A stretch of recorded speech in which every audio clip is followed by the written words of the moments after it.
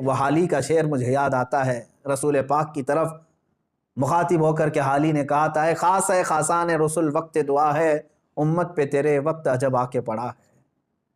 آج یہی حال تو ہے امت پر، ایسے حالات کہ ہماری بہنیں بہت چیخ رہی ہیں اپنی عزت کے لٹنے پر، ہماری ماؤں کو بے آبرو کیا جا رہا ہے، لیکن ان کی مدد کے لیے اٹھنے والا کوئی شہسوار نظر نہیں آتا۔ مشرق سے مغرب تک، شمال سے جنوب تک ایک چپی اور ایک خاموشی ہے، ایک ایسا سنسان ماحول ہے کہ سب اپنوں میں اور اپنے آپ میں مست ہیں۔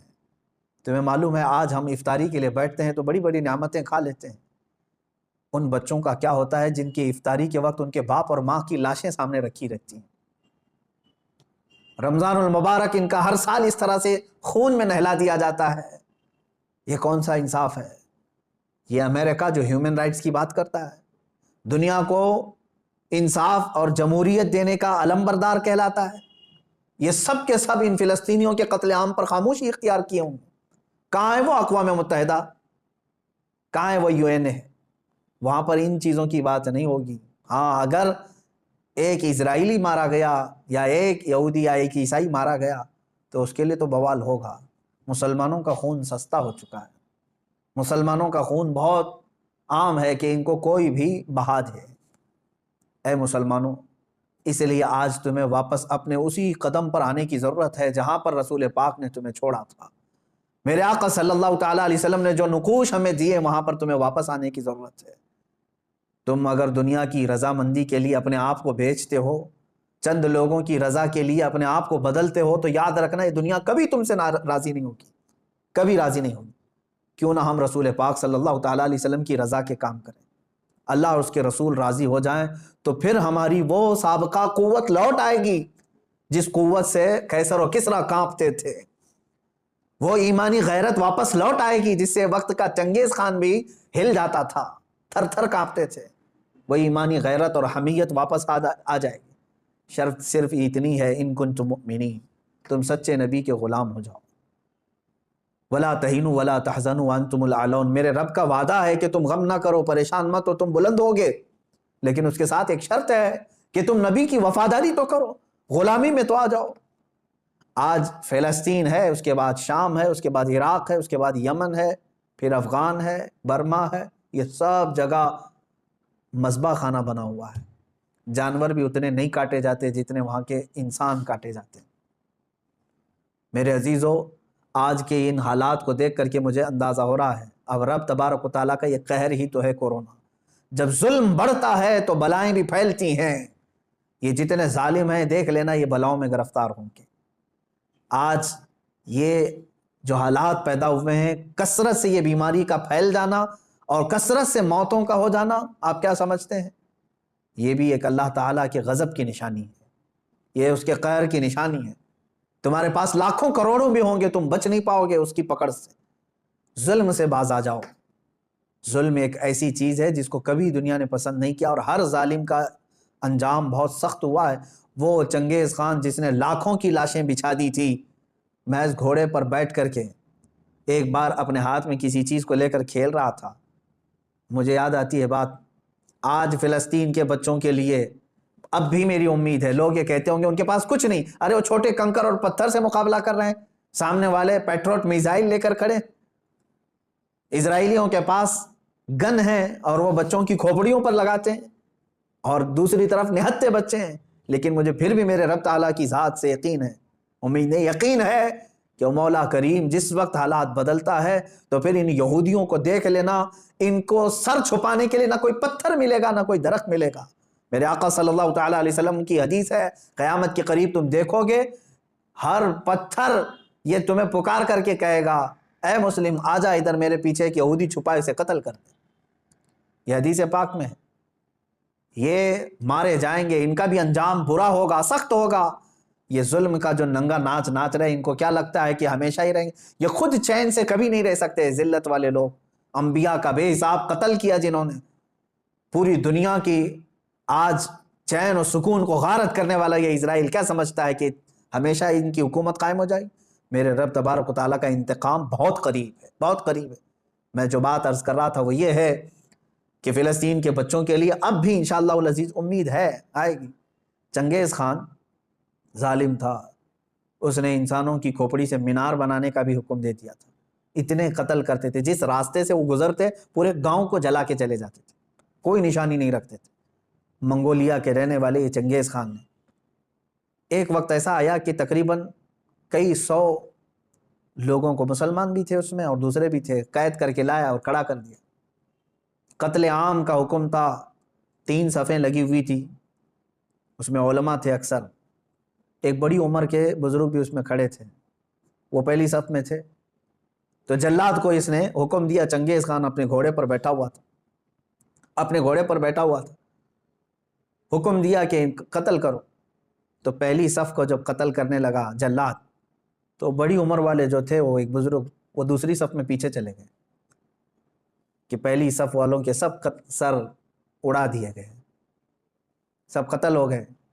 چنگیز خان دیکھ رہا تھا کہ ایک بوڑھا پہلی صف سے دوسری صف میں جا رہا ہے، دوسری صف کے قتل کا حکم ہو گیا، تو وہ بوڑھے میاں تیسری صف میں چلے گئے کہ بچ جاؤں کہیں سے۔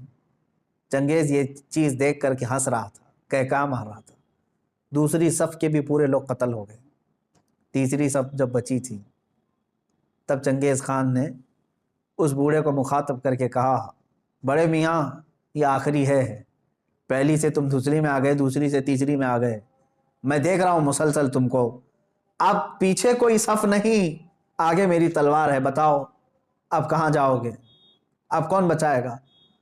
اس بزرگ نے کہا، میرے رب کی ذات سے اب بھی مجھے امید ہے، میرے اللہ سے مجھے اب بھی امید ہے، وہ اگر چاہے تو اب بھی مجھے بچائے گا۔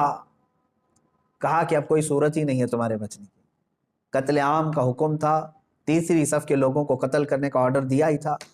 اچانک وہ کوئی چیز لے کر کے اپنے ہاتھ میں کھیل رہا تھا چنگیز خان، اس کے ہاتھ سے وہ گر گئی، وہ چیز جیسی گری وہ جھک کر کے اٹھانے گیا تو گھوڑا ڈر گیا، اس کا ڈر کر کے بدک گیا اور ایسا دوڑا کہ چنگیز کے پیر جو ہے اس کے زین میں پھنسے رہ گئے اور سر نیچے لٹکا رہ گیا، اور گھوڑا اتنا سرپٹ دوڑتا گیا کہ اس کا سر جو ہے پتھروں سے ٹکراتا چلا گیا، اتنا ٹکرایا، لوگ پکڑنے کی کوشش کرتے رہے، گھوڑا کسی کے ہاتھ میں نہیں آیا۔ وہ بہت اعلیٰ نسل کا گھوڑا تھا جو چنگیز استعمال کرتا تھا، وہ گھوڑا بھاگتا رہا یہاں تک کہ بہت دیر کے بعد جب چنگیز خان کے گھوڑے کو قابو میں کیا گیا، اس کا سر جو ہے کئی پتھروں سے ٹکرا چکا تھا اور اس کے بعد اس کی موت آ چکی تھی، موت آ گئی۔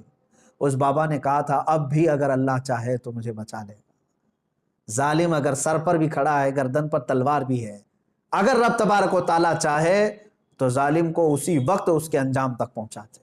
آج بھی اسرائیل نے اگر حد کر دیا، بچوں کے خون، عورتوں کے خون کو مسجد اقصیٰ میں بہا دیا، تو یاد رکھنا رب تبارک و تعالیٰ دیکھ رہا ہے۔ وَمَا اللَّهُ بِغَافِلٍ عَمَّا يَعْمَلُ الظَّالِمُونَ، اللہ ہرگز ظالموں کے کام سے غافل نہیں۔ انما یؤخرہم لیوم تشخص فیہ الابصار، ہاں وہ تھوڑا مؤخر کرتا ہے اپنی پکڑ کو، لیٹ کرتا ہے، دیر کرتا ہے پکڑ کو، کیوں؟ تاکہ سارے لوگ اس کا انجام دیکھ سکیں، سارے لوگ اس کا انجام دیکھ سکیں۔ وہ تھوڑا سا ڈیلے کر کے بعد میں پکڑ کرتا ہے، اور جو ڈھیل ہوتی ہے اس کو کوئی یہ نہ سمجھ لے کہ وہ جو کر رہا ہے اچھا کر رہا ہے۔ لیکن میں تمام مسلمانوں سے کہنا چاہوں گا، اب بعض لوگ تو اپنی تسبیح اپنے مسلح پر تو آئی گئے ہیں کہ چلو فلسطین کے بچوں کے لیے دعا کرنا ہے، ظاہر سی بات ہے، اب دعا کے علاوہ بہت سارے لوگوں کے پاس بچا کیا ہے، آج یہی حالات ہیں ہمارے۔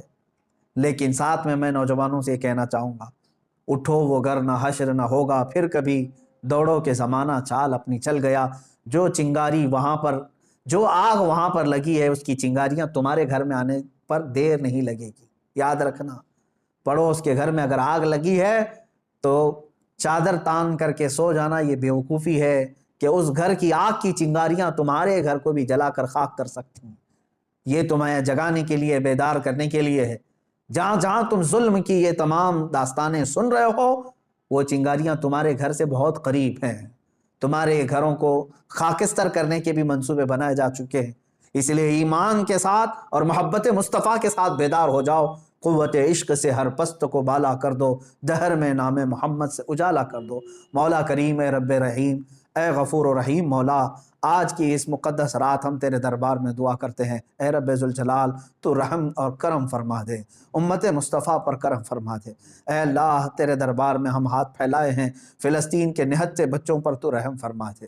اے اللہ رمضان کا پاکیزہ مہینہ ہے، اے کریم خدا، رمضان میں لوگ روزے سے رہتے ہیں، دن بھر بھوکے رہتے ہیں۔